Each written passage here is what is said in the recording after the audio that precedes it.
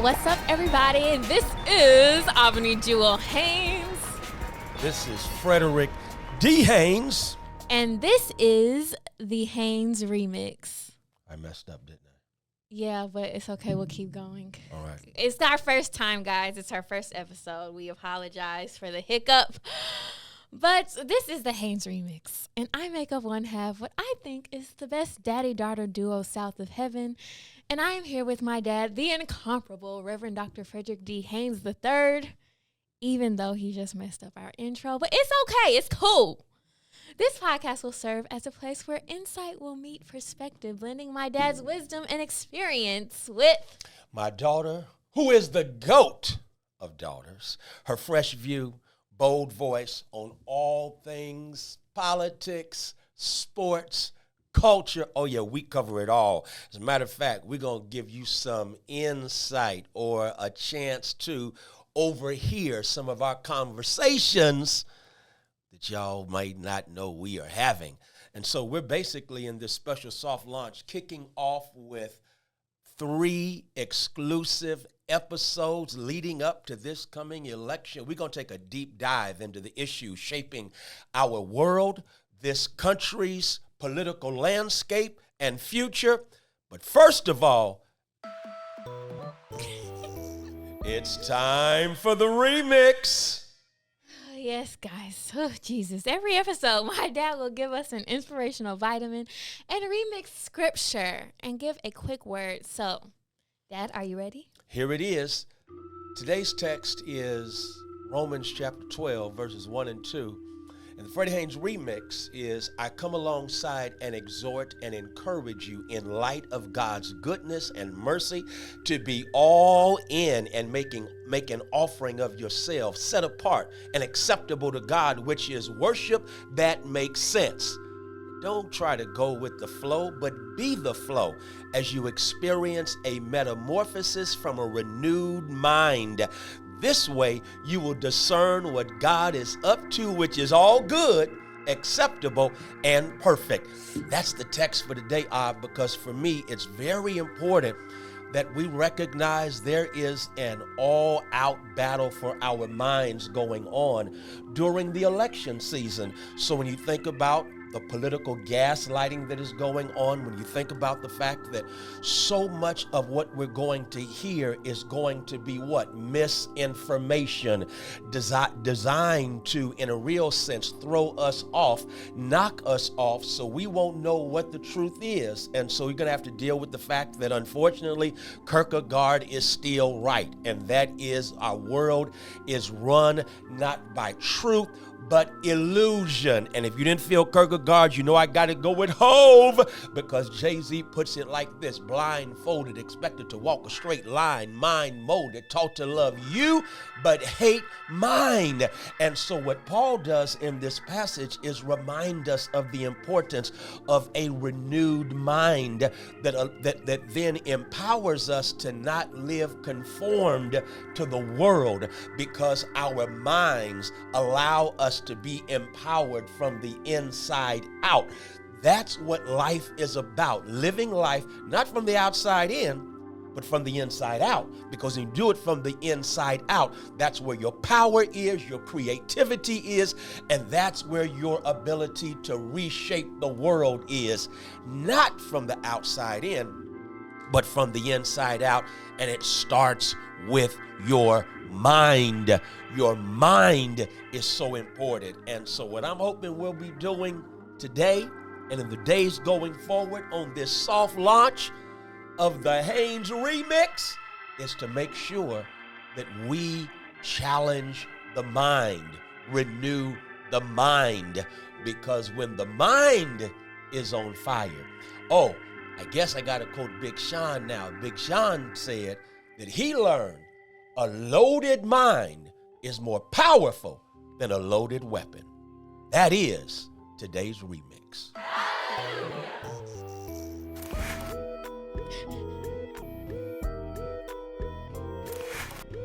All right. So, Dad, how are you feeling about this upcoming election? Oh, my God. I'll be honest with you. On the one hand, I am excited about possibilities. At the same time, I am concerned because when we're honest, there's a side that is determined to win at all cost. They don't believe in democracy. If you have to engage in games up front where you are saying, well, they're going to cheat, really, that's what I call the politics of projection. When I was coming along, you too young for this, we had school, and in the classroom, we had a projector. And a projector, of course, would project onto the screen what was inside of the projector. So when someone says they're going to cheat to steal this election, that sounds like the politics you projecting onto another party what's really inside of you. And so we've seen the games being played. The whole mess around what George is saying, they're going to count the votes by hand in 2024. With all the technology we have, you're going to count votes by hand? Are you kidding me? That's scary because they're setting the stage to steal the election. And don't forget, that's the same state where this former president had the nerve. That was a quote of Kamala. Okay. But anyway, that was a state he called and said, listen, just give me 11,789 votes. That's what I'm looking for. That's frightening that they are setting the stage in order to steal the election. At the same time, I'm not going to lie, I'm energized because I'm traveling the country. I was in North Carolina. I'll be in Wisconsin. I'll be in Florida. I mean, all over this country, there is an energy because there is a consciousness of how crucial this election is. And so I have mixed emotions. I'm really concerned about the fact that there are those who are determined to steal the election at all costs as they engage in the politics of projection. I'm also excited about the energy I'm witnessing, but then I fall back and I get a little disheartened because let's be real, there are those who are very sick and tired of the whole political process. And it's like, okay, so we're watching the Democratic Party and this current administration literally fund genocide in Gaza. We're watching an administration that has invisibilized the suffering in the Sudan. I don't hear nothing about Sudan. I hear very little about Haiti. I hear nothing about the Congo. And this is supposed to be the progressive party. And so in light of that, in the streets, there are those who are basically sick of both parties. And so I got all kind of emotions about it. It's almost as if I am tripolar. I'm concerned about, them trying to steal it, knowing if they steal it, they also bring Project 2025 as their main agenda. I'm energized by the activism, but then I'm bothered by what I'm hearing from a party that's supposed to be so progressive. Mm-hmm. That's tripolar. Interesting. I made that I'm word not up. tripolar. I know you did. That was fly. So how you feeling? Because I don't want to hear the hate. Just well, we've had many a conversation about let's have it. This election, and if we want to rip the Band-Aid off, I feel like I'm one of those people who are in the streets I've never been one to identify with the Republican Party at all. I don't think there's a single candidate I've ever pointed out that I would say I support, unless it's like back in the day, Ulysses S. Grant. Exactly. But that's back in the day anyway. Yeah, that's the last Republican who I would have voted for. So if we want to rip the Band-Aid off, Like, I feel like there are a lot of people, especially people like me, who spend a lot of time on social media. And I'm traumatized because I see the suffering. I've seen babies with their heads blown off. I've seen the inside of a child's skull. Like, seeing that type of stuff, and then you have this election, and it's like, it's just, supporting Kamala is becoming a really difficult thing for me, if I'm honest. I don't think I would just come out publicly and be like, oh, yeah. Even though, she went to Howard. I'm happy for that. It's nice to see a Black woman, assume a higher office. And I just think I'm in a place right now where I think celebrating first is always amazing. I think that's always a good thing. But I need some substance behind it. Not to say that she's not substantive, because she is.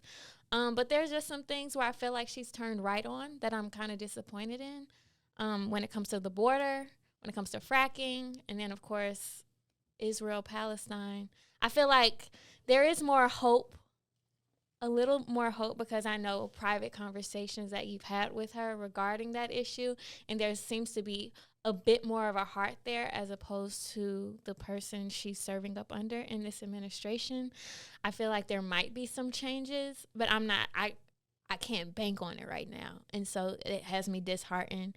And I don't want to get criticized. So I'm not going to say what I had considered doing at the ballot. I'm voting. But I'm just keep it to myself because I don't want people in the comments saying I'm crazy or something. Well, I'll say this, and that is, for me, I respect and feel what you're feeling. That's a Frankie Beverly remix. But I feel what you're feeling because it's very frustrating, especially to hear from someone, I personally know and have had meetings with. I sat in her office when she was the DA in San Francisco, and she outlined for me what she was doing and her vision that basically created the whole get smart on crime approach that did more for preventing people from going to prison. And as a consequence of her getting smart on crime, it spread throughout the country and overrode, a decade of get tough on crime, which really disproportionately hurt our communities in terms of, throwing Black lives away. And so to hear that vision, knowing her heart, to be invited, to the White House, I believe it was in February. And I was there for a conversation around, a Black agenda, Black issues. And the morning of, and I've shared this with you, she sent word to us, we're going to talk about Gaza. And we left that meeting after, and again, it was a no-holds-barred conversation. Anything I've ever said publicly, I said to her face in that meeting, and all of us in that meeting left saying she gets it. And then for the first time, that following Sunday, she goes to Selma, and in the commemoration of the Selma Bloody Sunday, she calls for, in that moment, a ceasefire, which had not been done by this administration. And so for me, it's very important, and here's what a lot of us in the activist community are saying, and that is, we've got to see who our best opponent is. Who is it that we can get in office, who we can most work with, get the most out of, knowing ain't no such thing as a perfect candidate or a perfect politician, because perfect people don't exist. And I've shared with you, learning from history, 60 years ago, 1964, your favorite president, Lyndon Baines Johnson. Second favorite president. Okay, but Lyndon Baines Johnson had done the miraculous and passed the Civil Rights Bill of 64. That's July 2nd, 1964. 1 month later is the Democratic Convention. Fannie Lou Hamer goes to that convention. And even though we have a civil rights bill that has been passed, Fannie Lou Hamer steals the show, as it were, because she's killing it with her testimony. And LBJ decides to call an impromptu press conference because of what Fannie Lou is saying, because Fannie Lou says, I question America. I question America. Meaning, yeah, Mr. LBJ, you've done some good stuff for us, but that does not mean we've reached our goal. We have a lot more we want to accomplish. And so when they exit, meaning Martin King and Andrew Young and others, they exit the White House on July 2nd, King tells LBJ, we need a voting rights bill. LBJ says, I don't have the power or the votes. King exits and says, we going to Selma to get him some power and to get him some votes. Why? Because he was the best opponent. Why do I use 60 years ago? Not just because of what King and the movement did that resulted in the passage of the 65 Civil Rights Bill, but don't forget who the opponent was. You had LBJ against Barry Goldwater. Barry Goldwater, a white supremacist, racist fool. Okay? Sounds like somebody that's running today.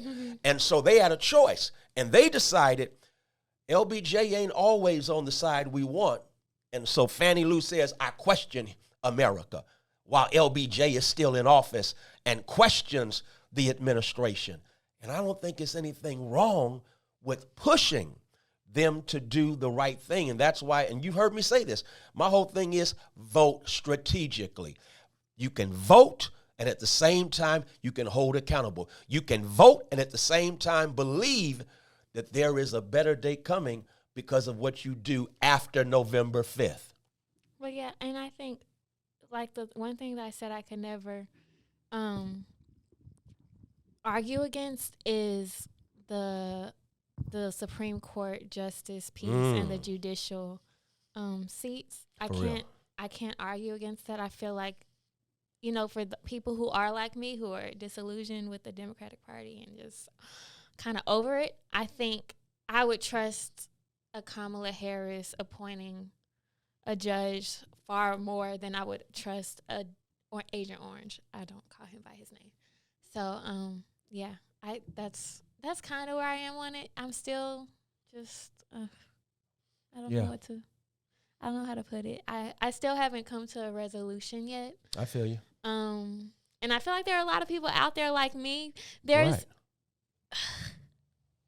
I'll just leave it at that. I mean, but I think that this is a safe space, as far as I'm concerned, to have this kind of honest conversation. Well, there's just so much, like, backlash online for people who say that they'll vote third party, or, you know, they don't want to support Kamala, and I get it, because the stakes are so high, and I don't want us to get into a space where we're, like, going at each other and we're not accomplishing anything in a sense. That's and real. putting down any group, because let's say I'm really, really pro Kamala, and then I see there Arab Americans, Muslim Americans, Palestinian Americans who are like, I can't vote for her. I don't like seeing people going at them and being upset about it when it's just like their family is getting slaughtered. Right. Like, what can you say to them? I feel like I have no right to say anything, and I wouldn't say anything. Yeah. And as Black people especially, I feel like there needs to be a certain level of understanding behind that, because we've been in the oppressed position for so long. Yeah. And so I would say we should identify more with that and have safe spaces for those communities who, and the Palestinians have always been with the Black community when it comes to, you know, issues around race in this country. So we're not supposed to get into Palestine today, though. We're supposed to be talking about Project 2025 and stuff. That's cool. That's cool. But, I mean, I think we can flow. I mean, yeah, that's fine. So we're going to go. We're going to take a quick little second, and then we'll talk a little. I want to ask you about Project 2025, and if you could shed some light on that, why we should be worried about that. Yeah. And, yeah, all things Agent Orange and getting out the young vote. I know that's right.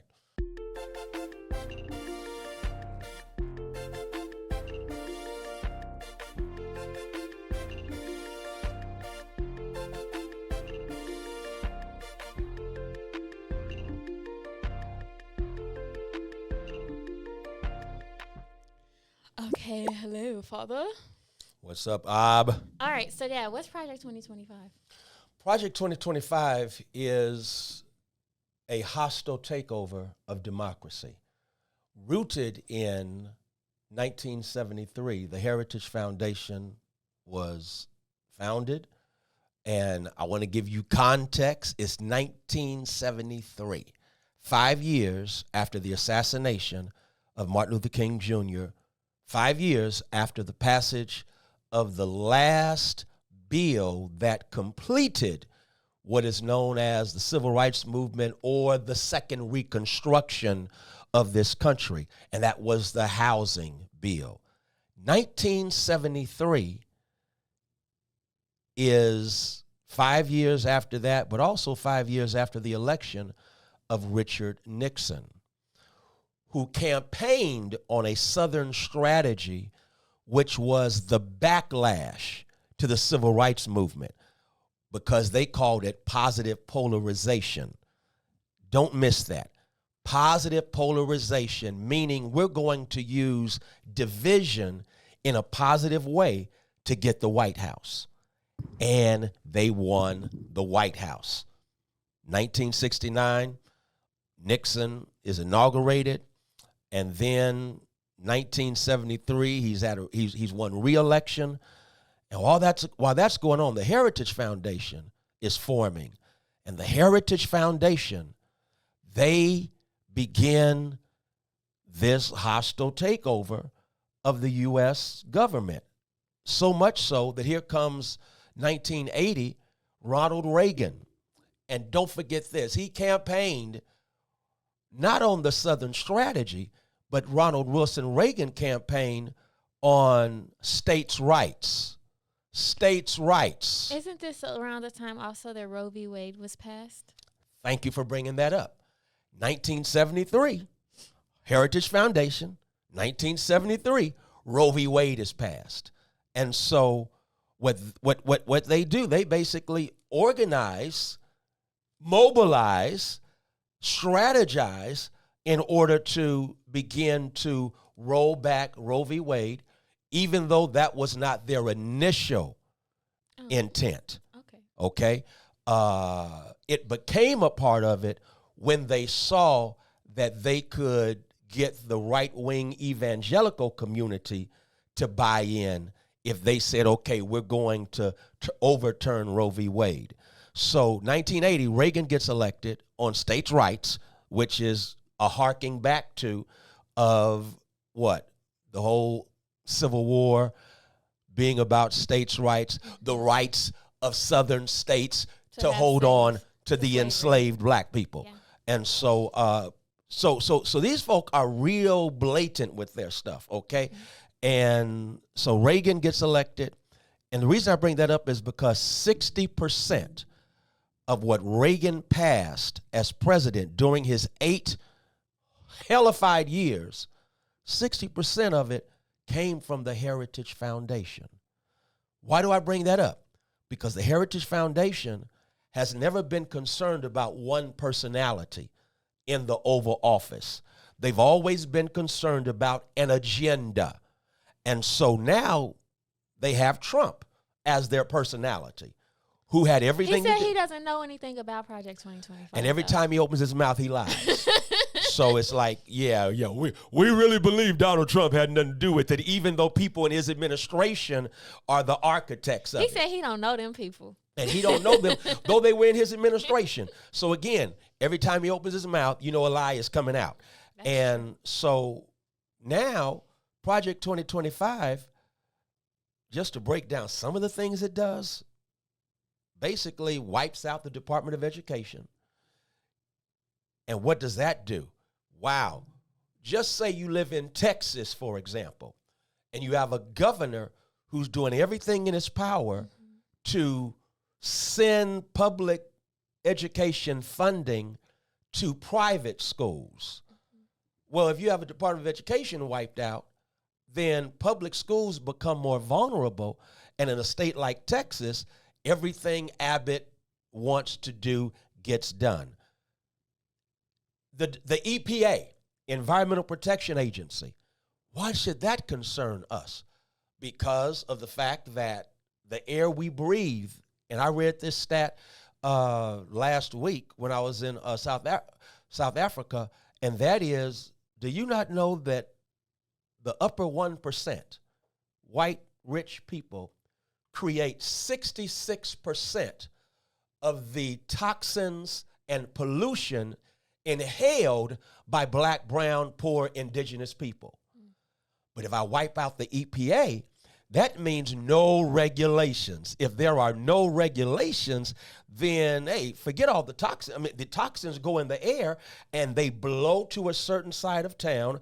And we also know that because of racism in zoning, that they will zone our side of town a way they would not zone another side of town. We had that experience at Friendship West earlier this year where a company was going to build a truck yard for 18-wheelers right adjacent to our property, across the street from a high school, across the street from an apartment complex and single family homes. And it was legal because of the fact that that's how this area is zoned. But we fought it, we fought back, and because we fought back, there are new possibilities that are going to go down. We'll tell you all about later on. But the bottom line is no EPA. Wait, so to speak really quick to the no EPA thing, I think so it's like they don't want any regulations, so toxins can pour out, and you say that it'll affect, of course it's going to affect the black, brown, poor, indigenous areas first, but it's like there's no limit to how toxins, the air is limitless. Boom. So it's just like they're also signing their own death certificate by eliminating the EPA. Right, but see, the politics of greed. Don't forget, Martin Luther King Jr. said the evil triplets in this country are racism, militarism, and capitalism when it comes to the greed that allows capitalists to exploit at no matter what the cost. As long as I get mine, I'm good. As long as, and I use an illustration that I got from Delman Coates a long time ago about this whole piece around musical chairs, where there are not enough chairs, and so instead of adding chairs, we take away chairs, and some folk are left without an economic seat. Why? Because that's the politics or the economics of scarcity. There ain't enough to go around. And so if there's not enough to go around, who cares about the air I breathe? As long as my generation gets all the resources and I take care of my kids and take care of my family and take care of my side of town. So to wipe out the EPA, you're right. You're basically saying, well, kill the planet. Right. Well, I saw this TikTok, interestingly enough, and it said how the planet is so good at helping itself and building itself back up. I mean, we even saw it with during the pandemic when it was so many people who were inside and the water started getting clear. The dolphins started coming back to like closer to where people could see them and everything. And so it's like the planet will always know how to take care of itself. It's actually we're wiping ourselves out. Yeah. So it's like this mindset of scarcity. But if I have mine, well, who cares if you have yours if you're about to be wiped out? Exactly. That's what I think. No, I mean, and you're thinking on point. It's just that there's a sick mindset in a country, and so we can't forget it.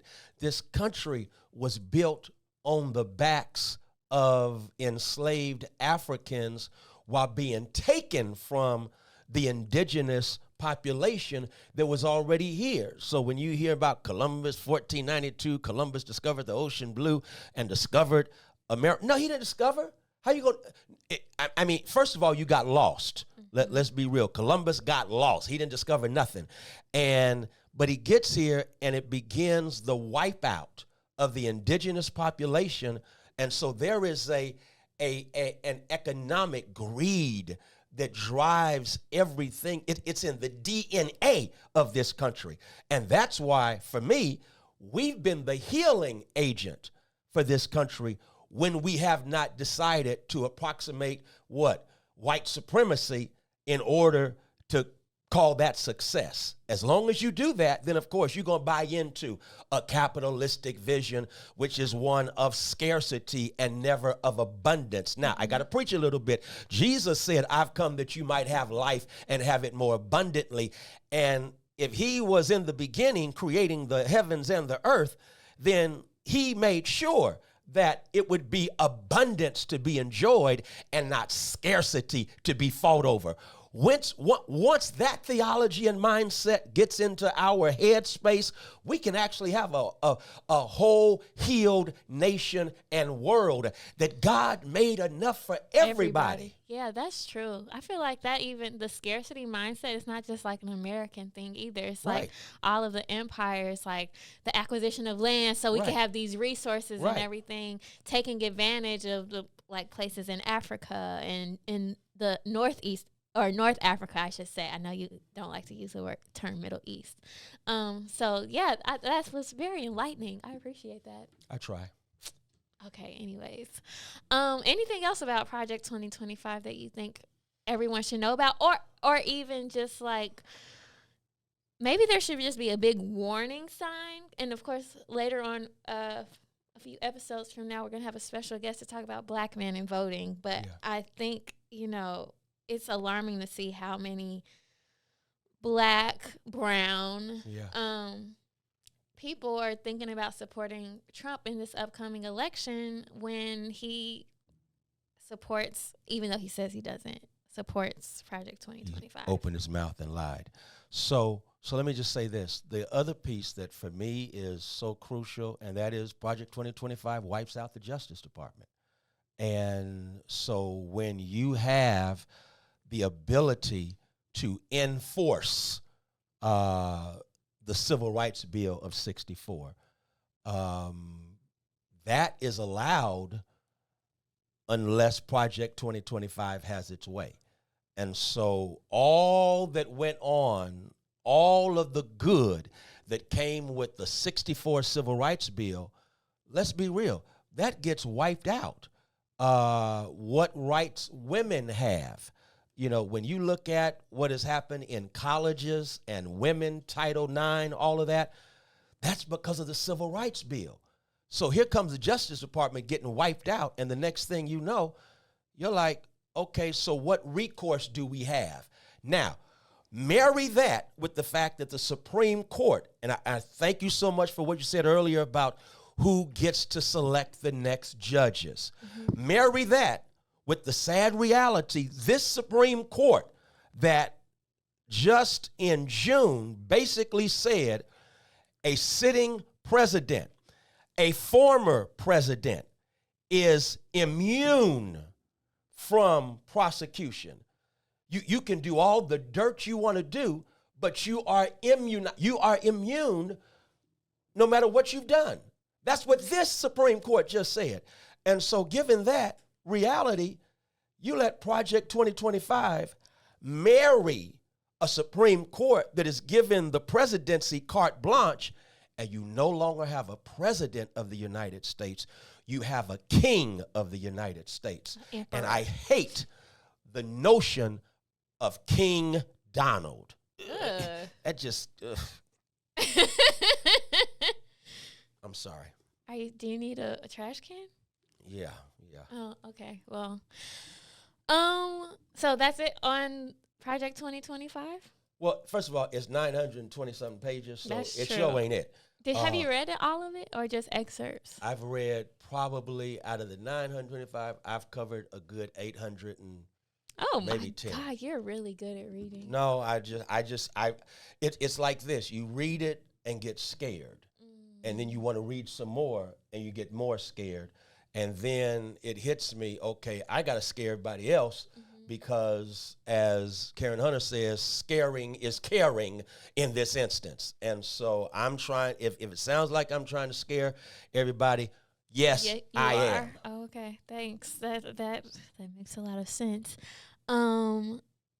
Yeah, I have read some excerpts of Project 2025. Haven't read it in its totality, but what I have done is I've gone on TikTok and they break it down for me. Yeah. And actually, I knew about Project 2025 in 2023, and I feel like it's just now becoming a thing that people want to talk about. So, anywho, well, Dad, I think that does it for our first episode. Already? Right? Well, we're gonna come back, to wrap things up and everything. Okay. But right, thank you. Yeah, I really appreciate all of your insight on Project 2025. No, thank you. And I appreciate this opportunity to have this kind of conversation. And I appreciate the opportunity to, in a safe space, express what people are thinking. Or not even thinking about. Or not thinking about, and understanding that, a lot of folks want to make this a black and white election. There's a whole lot of gray areas. And how to negotiate the fog of the gray is going to be something we have to work through. So I'm excited about our Haynes remix conversations. Thanks. I'm excited about it too. I feel the energy right now. All right, we'll come back to close it out.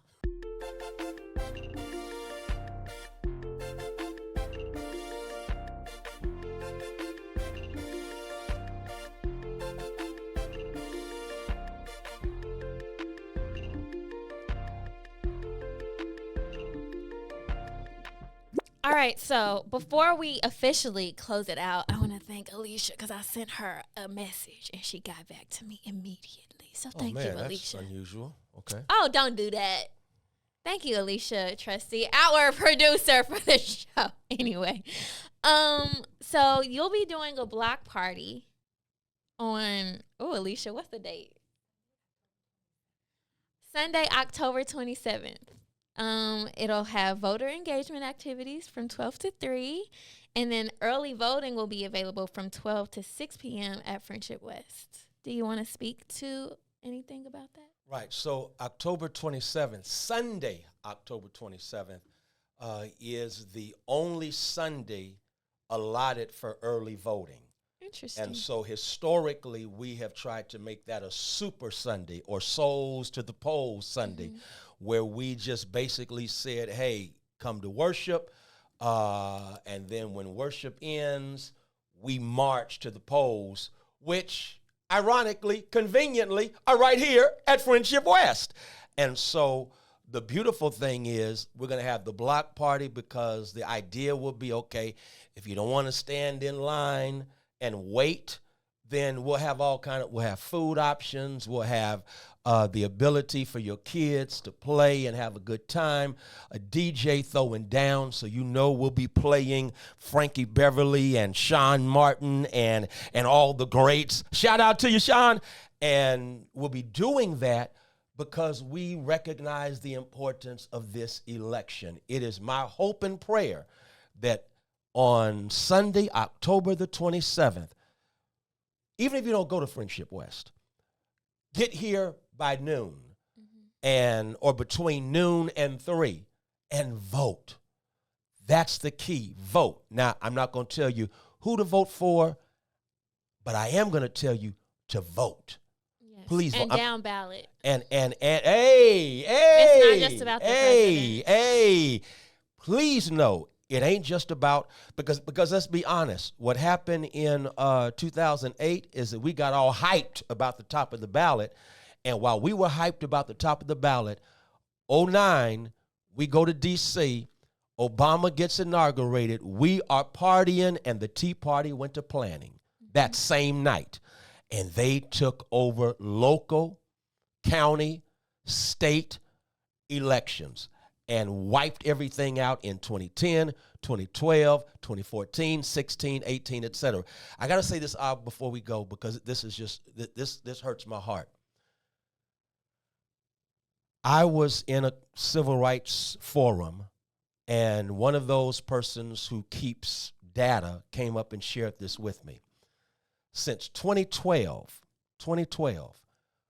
over 9.5 million black people who are still living have not voted. 2012 was the last time they voted. Over half of them live in the suburbs.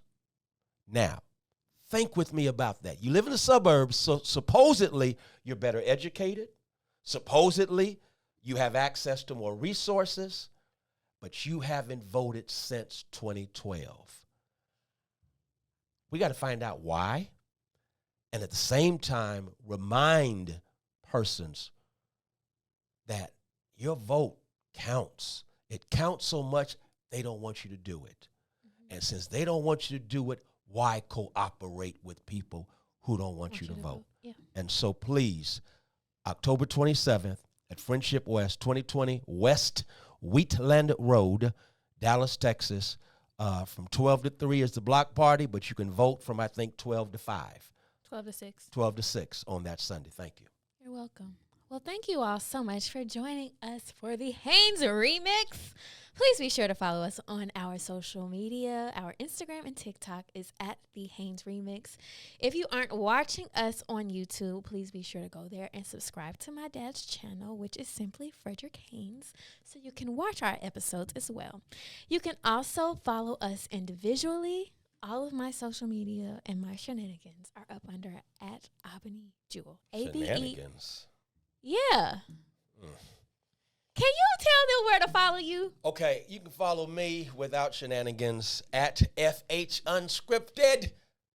And that's on Twitter, Black Twitter, and Instagram, the Gram. You can also stay updated on the podcast by visiting fdhministries.org.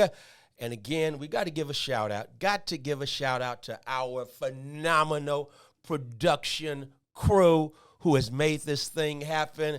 Yeah, the strategist extraordinaire herself and Baltimore Ravens fan, I didn't say it right, Baltimore Ravens fan Alisha Trusty, the international snooperstar, Snoop Robinson. Of course, there she is in the house, Brooke Mosley. How we appreciate Brooke Mosley for her quiet, cool service. And then there is the Normanologist himself, Chris Norman. I mean, you don't have a production that is that is quality without Chris Norman doing what he does so well. And then Jack O'Connor, Doc, I'm gonna tell you, the graphics are Look fire. at our background. Look at that. That's some hot stuff right there. The graphics look good, and my beard is straight black. I don't know why that's so funny to you. But anyway. Because it's not anymore. Oh, let me tell them a quick story before we go. So my Can dad I give got... a shout out to Saul? Yeah, okay. And SaulGates for the jingle, because that jingle is tight and right. Okay, I'll let you finish your thing. So we were at a Mavericks game when I don't know how old I was, but my dad, his beard, of course, at that time, well, no, he had a goatee. It was black, but then there were there was like this one. This is a very bad memory for me. There was one gray It's hair, triggering. and so I was like, can I pluck it? So I'm then triggered. I plucked it, and then ever since then, it just spread. Okay, you can finish closing it out. I'm triggered because that was the beginning of the gray invasion. Because, you pluck out one, and then comes back 4. And so I don't appreciate that, but I'm going to close this anyway. Thank you all for tuning in. I'm closing with an attitude. Catch us on the next few weeks on YouTube, Spotify, and Apple Podcast. This is Abeni Jewel Haynes. And I am Frederick Douglass Haynes III, who's been triggered. And this is The the Haynes Remix. Remix.